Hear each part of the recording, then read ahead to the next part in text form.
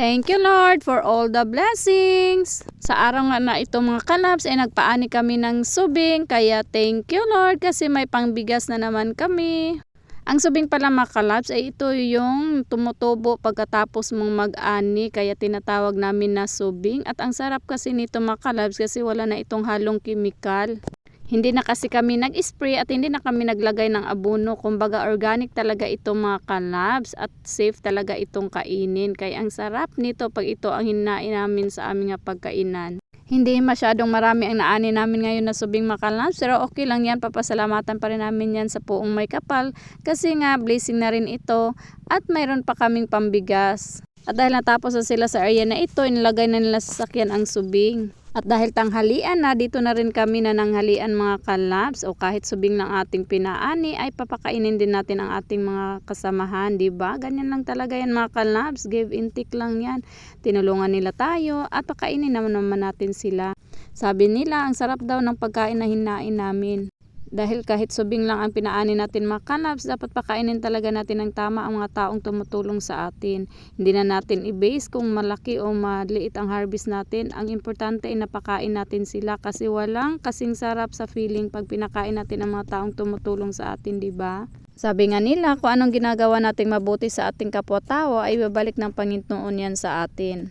Kaya gawa lang tayo ng mabuti sa ating kapwa-tao kasi balang araw ay babalik at babalik din yan sa atin. Hindi man yan ngayon, hindi man yan bukas, pero balang araw ay babalik yan sa atin lahat. Hindi man tayo perfectong tao mga kalabs, pero pag makagawa tayo ng mabuti sa ating kapwa-tao ay tatatak at tatatak yan sa kanilang mga utak mga kalabs. At pagkatapos namin kumain ay nagkukwentuhan sila ng kanilang mga karanasan sa buhay at ang aliw-aliw kong pakinggan sila.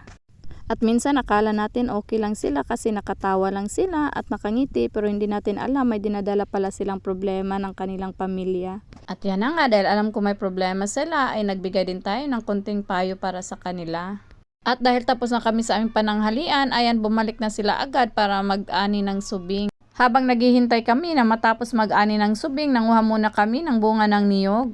Ang sarap kasi uminom ng tubig ng niyog kasi nga presko at malamig pa. At yan, kumakain na nga kami ng junk foods kasi nga medyo matagal pa silang matapos mga kalabs at nagkwentuhan din kami dyan. At yan, nakikinig lang ako sa kanilang mga kwentuhan. Ay salamat, may nakita na talaga akong isang sakong puno ng palay mga kalabs. At yan talaga ang kanina ko pang hinahintay na makita. Kasi ang saya pag may nakita kang puno ng sako ng palay kasi yun ay blessing sa talaga.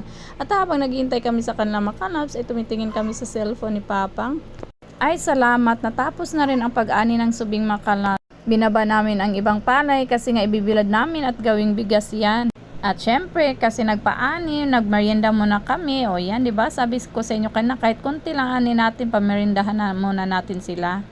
At yan na nga, pagkatapos naming magmerienda mga kalabs, ang iba inilako namin kasi ang iba dyan ay kay tatay naman talaga mga kalabs at hindi sa amin. At salamat pala, shoutout kay Auntie Delia Pariulan kasi pinauna niya kami at sa kaniyang driver. Dahil dumating yung isang truck nila na maraming puno din ng palay mga kalabs, nagpasalamat talaga kami na inuna nila kami na magbinta sa kanila. Salamat talaga Auntie Delia. At yan na nga, binaba na nila ang mga palay para timbangin at nakita ko medyo mabigat rin pala ang mga subing mga kalabs. At shoutout pala sa mga nagbuhat nito, salamat din sa inyo. At ganyan pala mga kalabs ang pagkuha ng sample para makita nila kung anong itsura ng inani nating palay. At shoutout pala sa aking Mads Charon Pariulan, siya pala ang nagkuha ng sample niyan mga kalabs. At yan, masaya ako kasi nga nakabinta rin tayo mga kalabs at may pambili na naman tayo ng ating pagkain at ulam. So ganyan lang talaga ang buhay natin mga kalabs, laban lang talaga tayo araw-araw. At magpasalamat tayo lagi sa Panginoon sa mga blessings sa kanyang binibigay sa atin. So that's it for today's video mga kalabs. Thank you for watching and have a blessed day.